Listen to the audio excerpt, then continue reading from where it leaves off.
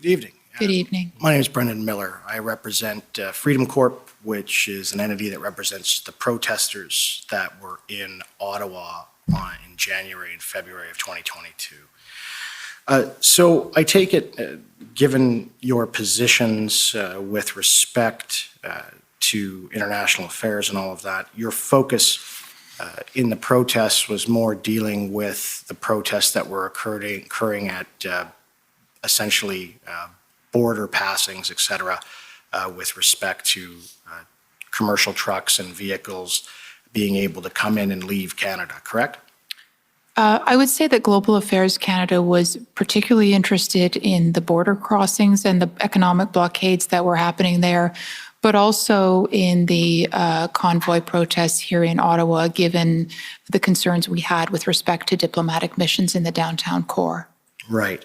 And I take it that, at least from viewing some of the records, et cetera, that the concern with the diplomatic missions was not that the protest was interfering with the missions, but that it inconvenienced some of the diplomats. Is that fair? No, I wouldn't agree with that characterization. It wasn't just a matter of inconvenience. As I mentioned to Commission Council, the Government of Canada has an obligation under the Vienna Convention to ensure the safety and security of diplomats here in Canada, and to ensure that they are enabled to carry out their functions without undue difficulty. So we were concerned about being able to fulfill that obligation. And I think given the context in the downtown core, the concern was more than one of just inconvenience. Right. And it's fair to say that not a single diplomat from a foreign state was physically assaulted by a protester, correct? I am not aware of physical assaults, but we were always concerned about that possibility given the reports that we had heard of quite a number of physical assaults during that period. Well, this commission has heard evidence with respect to physical assaults during the period of the protest that there was a total of 5 charges in total. So that's from the beginning of the protest until the end. And I understand your concern, but you have no evidence that any diplomat was physically assaulted by any of the protesters in Ottawa. Is that correct? That is correct. Thank you. And I also understand that you have no evidence that any of the protesters in downtown Ottawa verbally threatened to harm any of the diplomats. Is that correct? That is correct. And it was always a concern that that might happen, and hence our concern about being able to live up to our Vienna Convention obligations. Right. And it's not like a situation, for example, in 1970 during the FLQ crisis where a diplomat was murdered and another one kidnapped, where they actually invoked the War Measures Act. That wasn't it. You were concerned about maybe someone might threaten a diplomat. We were concerned about being able to comply with our international legal obligations. Under the Vienna Convention. Correct. Right. Okay. And I take it with respect to just turning your mind now to the border blockades, the information that you have, you said there was no actual report done with respect to the losses that were suffered with respect to the blockades causing those losses. Is that fair? The government has never done a full tally of what was the economic ramifications of the blockades. Is that fair? I never said that. I only said that Global Affairs Canada did not do that analysis. All right.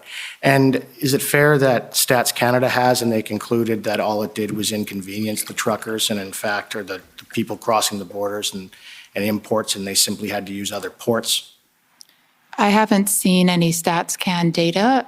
What I would say is that there were multiple impacts, including factories having to close down.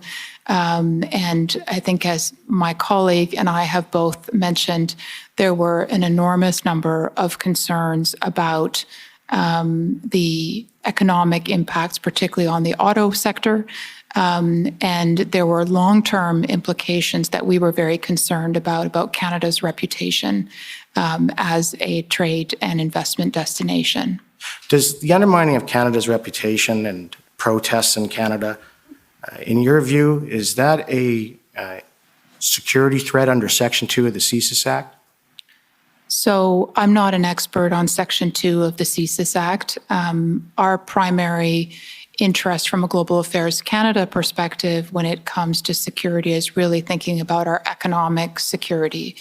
And when you consider that the international trade in goods and services is valued at over 60% of our GDP, we were actually very concerned about the economic security of this country. Right, and the country's reputation, right? Yes. Okay.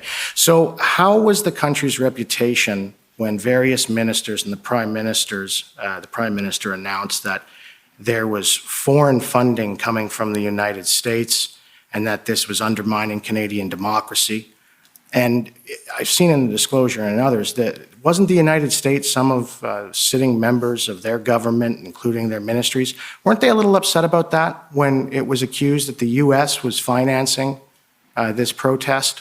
Weren't they upset? I understood they would.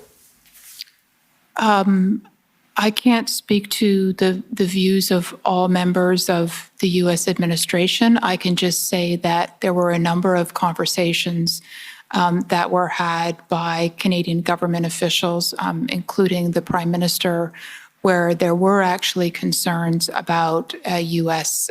funding through the platforms that we had discussed earlier. Right, and you can agree with me that there's nothing wrong with a Canadian donating to an American cause and an American donating to a Canadian cause with respect to funding protests or charities. There's nothing illegal about that, is there?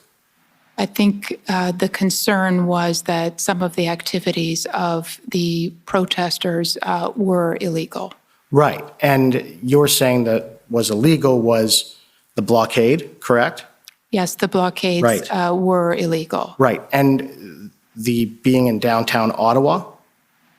It wasn't a matter of being in downtown Ottawa that was illegal per se. In fact, I think in this democracy, we fiercely protect the ability to peacefully and lawfully protest. It was the matter of the illegal aspects that were a concern. So what was the illegal aspect to you of the protests in downtown Ottawa? Can you tell me what the illegal aspect it is that you're referring to? I think that on matters of what particular aspects were illegal, it is probably better to speak to other witnesses. Well, we have, and I'm still confused. So what is your understanding, your personal understanding of what the illegal activities in downtown Ottawa were? I think this is probably a question that is better directed to other witnesses. So you were concerned about Canada's reputation due to illegal activity in downtown Ottawa, but you don't know what that activity is that correct? It's not a matter of not knowing. It is a matter of others being better placed to speak to this. Right. Thank you.